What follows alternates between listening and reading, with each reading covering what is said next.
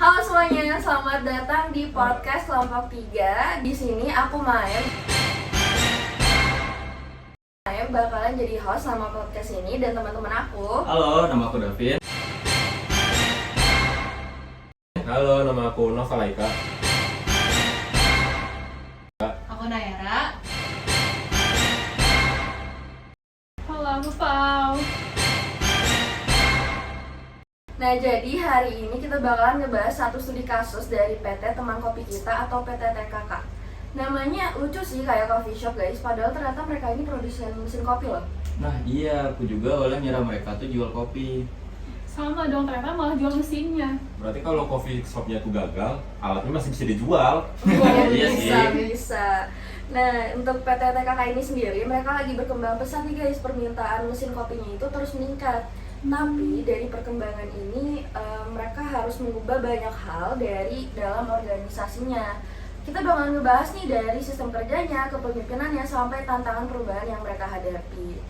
Oke, langsung aja nih. Aku mau nanya dong, menurut kalian PT TKK ini lebih cocok disebut wardrobe atau work team guys? Nah, kalau menurut kita nih, PT TKK itu tuh lebih cocok ke arah work group. Kenapa tuh?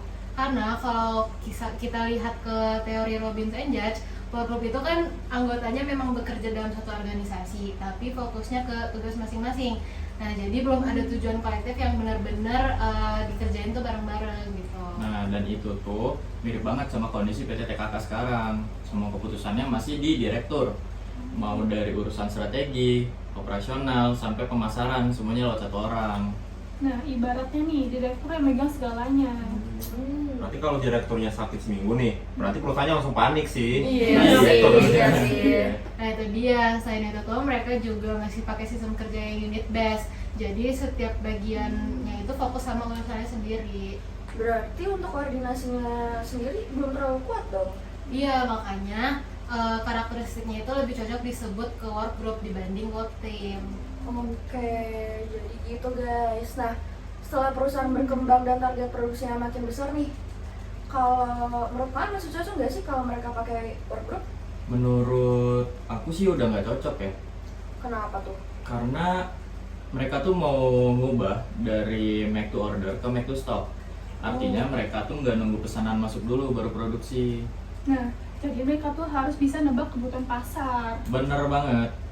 Buat ngelakuin itu, tim pemasaran, produksi, dan logistik itu harus saling terhubung biar bisa komunikasi yang jelas.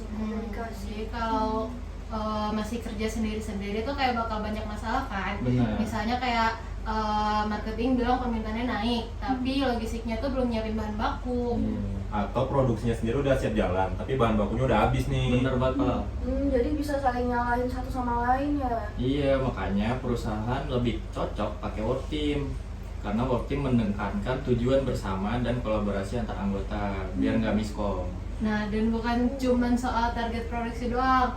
Masalah yang mereka hadapi sekarang tuh juga lintas divisi, kayak ada bottleneck, rework, sampai scrap yang tinggi. Bener banget. Nah, masalah kayak gitu nggak bisa diselesain satu bagian sendiriannya. Ya. Gitu. Tapi kalau misalnya organisasinya nih yang berubah, berarti cara pemimpinannya juga harus berubah kan? Kalau menurut Novel nih, teori kepemimpinan mana sih yang paling cocok buat PT TKK? Kalau menurut aku sendiri sih buat PT TKK ini cocok memakai teori kepemimpinan tuh yang kayak transformasional sama situasional. Oh, berarti dua sekaligus ya? Betul, karena kondisi perusahaannya sendiri juga menurut aku cukup kompleks ya di sini. Boleh coba jelasin nggak transformasional itu apa? Sederhananya pemimpin transformasional itu bukan cuma nyuruh orang kerja, tapi mampu ngebuat orang itu mau berubah dan percaya terhadap perusahaannya sendiri. PT TKK lagi butuh itu sih. Betul, bayangin aja nih, karyawan yang tadinya nyaman dengan sistem yang lama sekarang harus beradaptasi dengan sistem yang baru, teknologi yang baru, bahkan kerjasama dengan tenaga ahli yang baru. Iya. Ya, kalau pemimpinannya nggak bisa ngeyakinin mereka, pasti bakal banyak yang nolak. Benar sih. Nah, itu dia alasan kenapa teori transformasional itu penting. Benar. Kalau yang situasional tadi tuh yang satu lagi, itu apa tuh? Itu tuh karena kondisi SDM mereka tuh beragam. Ada yang sudah mandiri, ada juga yang masih perlu diawasin ketat. Jadi pemimpin harus fleksibel dalam mengatur karyawannya. Gitu. Tuh, berarti nggak bisa dipukul rata. Betul, orang yang sudah ahli mungkin cukup diberi target doang nih, mereka udah paham. Sedangkan yang masih belajar masih perlu banyak dibimbing. Oh, oke. Sekarang aku paham nih. Nah, buat nextnya nih, menurut kalian sebesar apa sih tantangan perubahan yang dihadapi sama PTTKK sendiri? Nah, kalau dari aku, kalau menurut teori Verlewin ada 3 nih. Yang pertama tuh ada unphasing, changing, sama revising. Nah, yang paling susah tuh changing. Sepakat. Kenapa tuh? Kenapa changing susah? Nah, karena di tahap ini tuh semua berubah sekaligus. Produksi naik, teknologi baru masuk, sistem kerja berubah, terus bahkan ada perekrutan tenaga ahli baru. Belum lagi tenaga kerja yang harus beradaptasi lagi. Bener banget. Dan gak semua orang juga kan suka sama perubahan. Iya, kadang bukan mereka yang nggak mampu, tapi karena emang udah nyaman aja sama cara yang lama, kayak udah di comfort zone-nya itu. Nah, comfort zone. Itu Nah. dia. Makanya tahap awal atau unphasing itu juga berat. Perusahaan harus yakinin semua orang bahkan perubahan ini memang perlu dilakukan.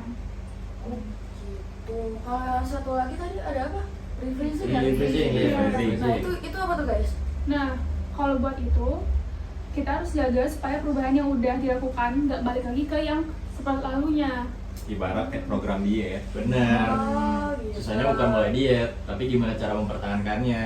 Tuh. Nah, kalau perusahaan nggak membuat standar yang budaya yang baru, bisa lagi balik ke yang tadinya, ke sebelumnya. Bener banget. Oke, itu dia guys buat jawaban pertanyaan dari kelompok 3 sendiri. Wah, menarik banget sih.